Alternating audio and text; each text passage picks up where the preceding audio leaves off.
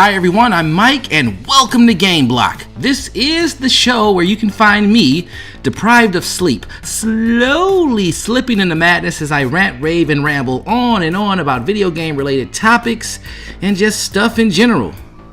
And this episode will be somewhat different than the last two, as this one will be completely unscripted. Yes, I don't have no script in front of me. This is just going to be 100% completely off the noggin, so I apologize in advance if you hear some long pauses, a little bit of stuttering, or if I go into Jeff Goldblum mode, you know, with the ooh, ah, ums, and So I'm going to try and keep that to a minimum. Also, we're going to do a top 5 because I think that would be much better than just picking one topic and just complaining. No, I want to provide somewhat of a solution. So, without further ado, this is the top 5 things that the PlayStation VR needs to become a beast. Number 5. Okay, the first thing that comes to mind that the PlayStation VR needs to do, that they need to change out immediately, would have to be the controllers. Those PlayStation Move controllers.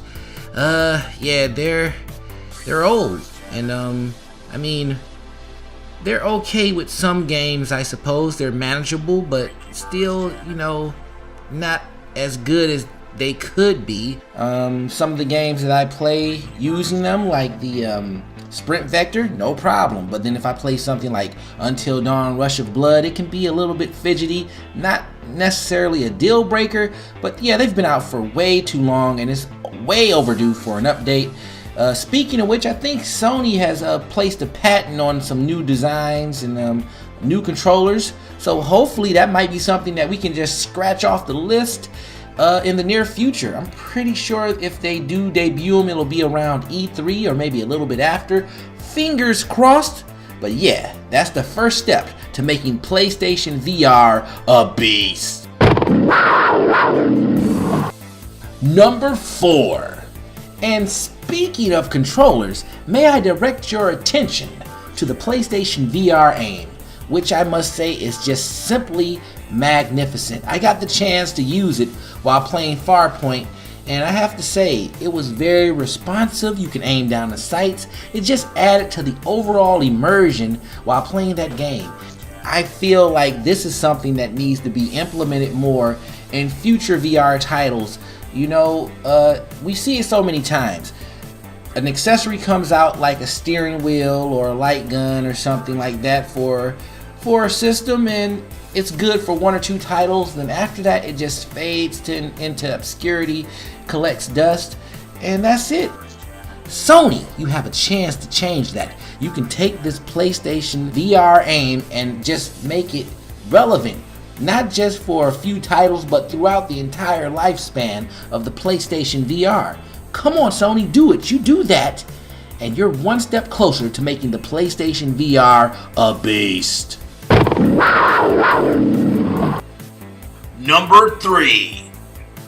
Okay, so another problem that I feel we need to address is the amount of cords you'll find yourself plugging up in order to play the PlayStation VR, which is yeah, there's quite a few. I mean, you have this small black box that has HDMI cords running in and out of it. You also got to plug up your PlayStation camera, and by the time you get done plugging up everything, I mean, the floor is just a total mess. There's cords sprawled out everywhere.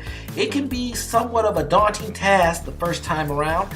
It does get a little bit easier each time you do it, but Sony, hey, it would be so great if you could just cut that down to 1 or 2 cords to make it easy to plug in and play. And I would like to believe that will come in the near future when they do a second generation of the PlayStation VR. It would also be amazing if they managed to make the VR headset itself wireless at some point. That would just be awesome. Sony, get on it, make it happen, because if you do, I promise you the PlayStation VR will be one step closer to, wait for it, wait, hold on, give me some room, I'm about to say it, just give me some room, okay, wait. A beast. Number 2. Alright, so, another change that would totally push the PlayStation VR to the stars and beyond would be if more non-VR titles gave you the option to play their entire games in VR mode. Yeah, I'm not talking about games where they give you that little one section or this small area where you can play in VR. No, a full game. And I mean, they've done it. They've done it before. If you look at Resident Evil 7, they pulled it off. You could play normal, you could play in VR mode, and I mean, they offer two different experiences, both equally fun. We need more of that. We need to see more developers implement this into their games. That option that allows you to play in VR mode from start to finish. And I guarantee you, if you do that, the PlayStation VR will be, without a doubt, a beast. Number 1. You know, if there's one key element that is needed in determining the success of the PlayStation VR, it would have to be AAA titles. I mean, if you take a look at the entire PlayStation VR library up to this point, you'll see it has a decent amount of fun games to check out, but the majority of those games feel somewhat incomplete and lacking in terms of content. Even the ones that do feel polished and complete offer a shorter experience compared to many of the non-VR titles found on the PlayStation. And that could be a problem in the long run.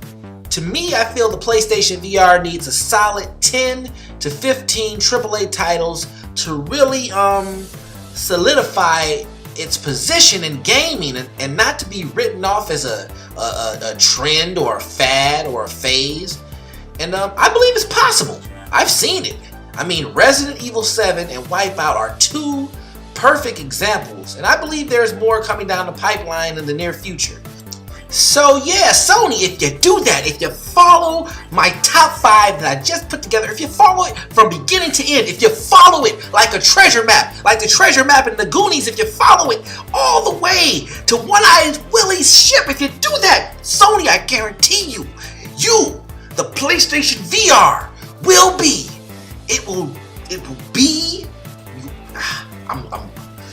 let me get a deep breath, because if I sit here and say it now, I'm not even going to say it. Nope, I'm not going to say it. You already know what it's going to be. I already know what it's going to be. It's going to be a beast. Hey everyone, thanks for checking out the video. If you found it to be silly, entertaining, a bit witty, all of the above, by all means hit that like button. It will be much appreciated. And if you want to see more content like this, hit subscribe, because there will be more videos on the way. Now I will attempt to get some sleep. Probably won't, but it'll be fun trying. Until next time, peace out, YouTube.